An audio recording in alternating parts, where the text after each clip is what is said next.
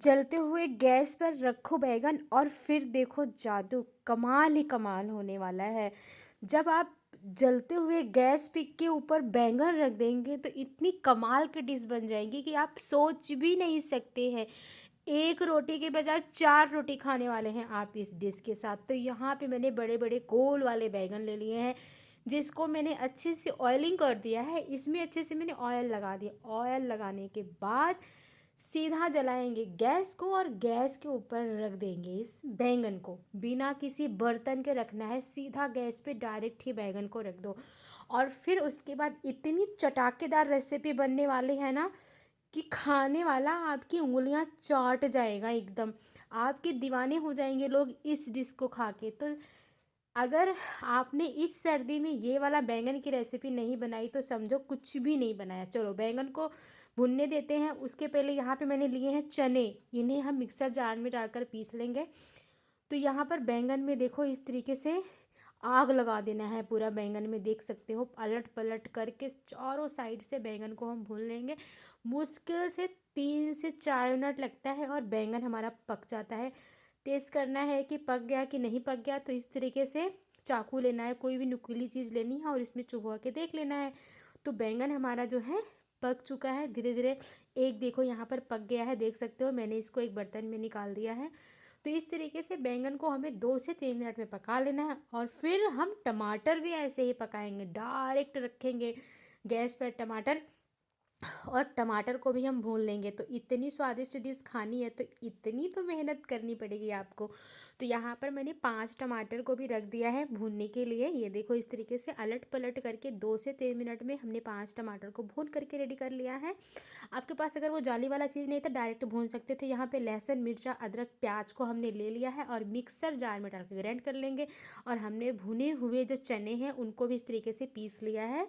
बारीक सा भुने हुए चने जो होते हैं फ्रेंड्स, वो हमने पीसा था। और यहाँ पे लहसुन मिर्चा अदरक का पेस्ट बना लिया है। जो हमने चने का पाउडर बनाया था उसमें हमने डाल दिया है वो जो हमने लहसुन मिर्चा अदरक का पेस्ट बनाया। फिर हमने 1 चम्मच अजवाइन डाल दिया है। स्वाद अनुसार नमक डाल दिया है। मेरे पास हरा लहसुन था, मैंने थोड़ा सा डाल दिया। आपके पास नहीं है तो स्किप कर दीजिएगा। हरा धनिया मैंने ऊपर से डाल दिया है। और एक नींबू का रस हम निचोड़ देंगे ऊपर से। अगर आपके पास नींबू नहीं है तो अमचूर पाउडर भी डाल सकते हो आप। अमचूर पाउडर भी नहीं है तो आप अचार का मसाला डाल सकते हो। तो मैंने यहाँ पे नींबू का रस यूज़ किया हुआ है। बस ये सब चीज़ें डाल करके अच्छे से इसे हम मिक्स कर लेंगे। तो फ्रेंड्स, ये जो भुने हुए चने होते हैं, छोले जिसे हम बोलते हैं, उसकी रेसिपी बन रही है आज बैंगन की। उस रेसिपी के साथ ये बहुत अच्छी लगती है। तो अभी हमारे बैंगन जो है वो भून रहे हैं। उससे पहले कि मैंने ये एक प्यारी सी छोटी सी तैयारी की है आगे उस डिश के साथ खाने के लिए जो हम बनाने वाले हैं।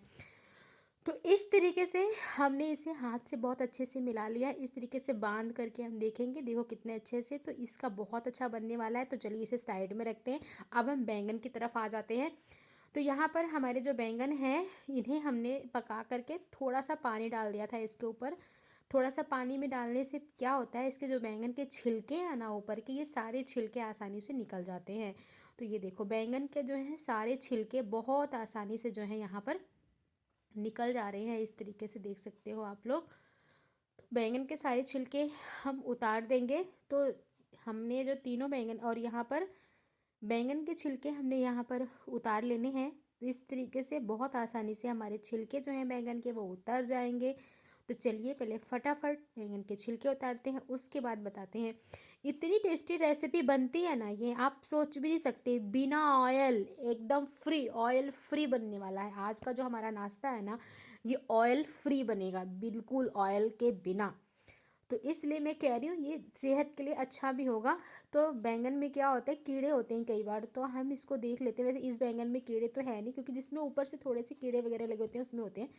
ये साफ़ है, लेकिन फिर भी हम एक बार कीड़े को चेक कर लेंगे। तो कीड़े वगैरह इसमें नहीं है। तो ये टमाटर है, आप चाहो तो टमाटर के भी छिलके उतार सकते हो, लेकिन मैं नहीं उतारूँगी। क्योंकि ये जो टमाटर के थोड़े से छिलके इस तरीके से काले काले आपको दिख रहे हैं ना, इससे ना हमारी रेसिपी में सौंधापन आएगा। तो इसलिए मैं छिलके टमाटर के नहीं उतार रही हूँ। आप चाहो तो स्पून से या मैसर की मदद से भी इसे मैश कर सकते हो, लेकिन मुझे हाथों से, हाथ को मैंने अच्छे से धुल करके साफ़ करके इसको मैश कर रही हूँ। हाथों से मैश किया हुआ जो टेस्ट है ना, वो बहुत अच्छा टेस्ट आता है हाथों से मैश किया हुआ जब होता है। तो टमाटर के अंदर बैंगन को मैं डाल दे रही हूँ। अब आप बोलोगे हाथों से कौन ऐसे करता है, गंदे तरीके से कर रही हो। तो भाई हम आटा भी तो अपने हाथ से ही गूंथते हैं, फिर रोटी क्यों बना के खाते हैं। हाथ को अच्छे से साफ करके हम इसे यूज़ कर रहे हैं। तो इस तरीके से हमने तीनों के तीनों बैंगन को टमाटर के अंदर डाल दिया है। देख सकते हो आप लोग, ये वाली रेसिपी आप ज़रूर बनाओ जब आपका घर में दाल चावल सब्जी कुछ भी खाने का मन न करे, कुछ मसाला वगैरह खाने का मन न करे, कुछ चटपटा खाने का दिल करे, तो फटाफट आप 10 मिनट के अंदर अंदर ये वाली रेसिपी बना के रोटी के साथ भी इंजॉय कर सकते हो और आप इसे चावल के साथ भी इंजॉय कर सकते हो। ठीक है। तो इस तरीके से हाथों से अच्छे से इसे हम मसल मसल करके बढ़िया से बारीक से हमने कर लिया है। चलिए इसमें कुछ बेसिक चीज़ें डालते हैं जिनसे इनका टेस्ट 4 गुना बढ़ने वाला है। तो यहाँ पर मैंने हरी कटी हुई धनिया डाल दिया है, देख सकते हो आप लोग।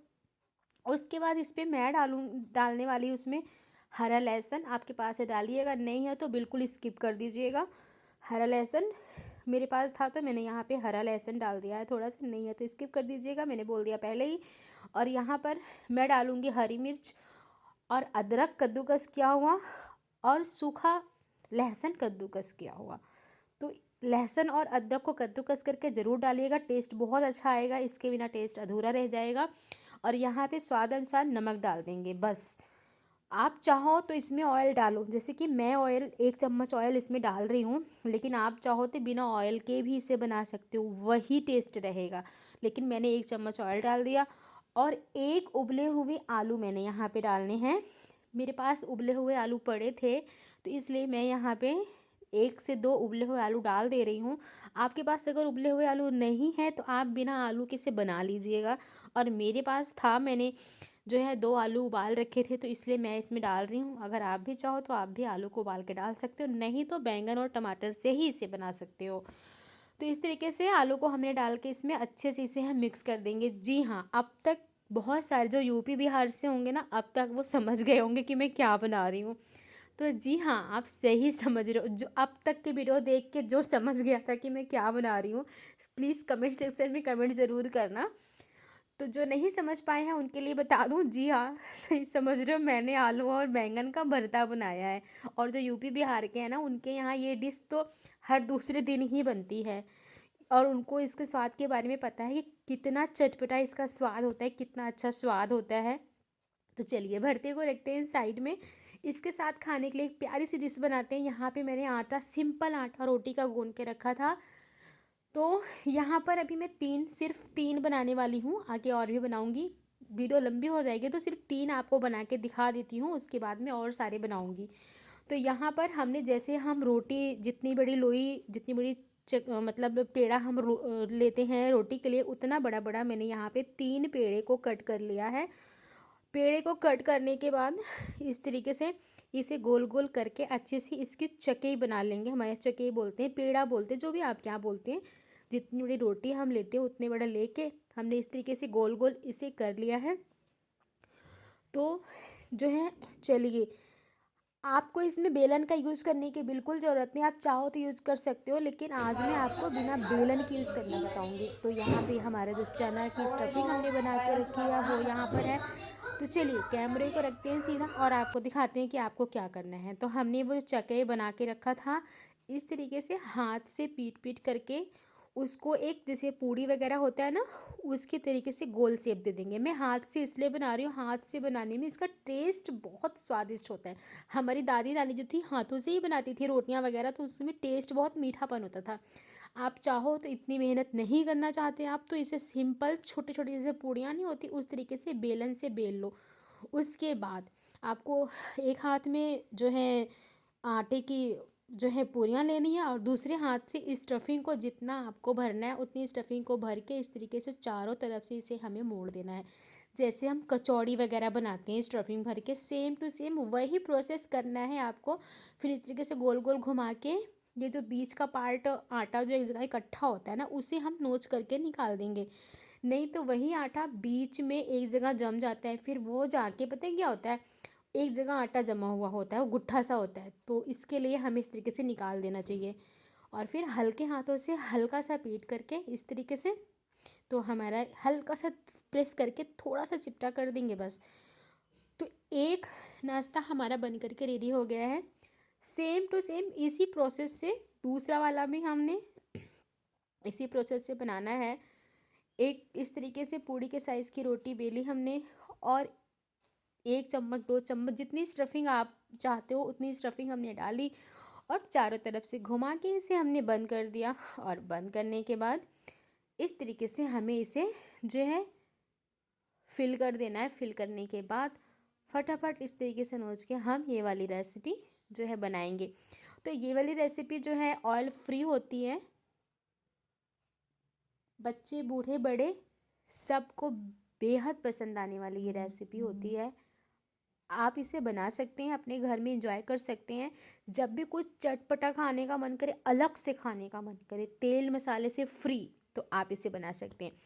तो इस तरीके से हमने तीनों की तीनों बना लिया। उसके बाद हमने जलाया गैस दोबारा से, और गैस पे रखा इस तरीके से जाली।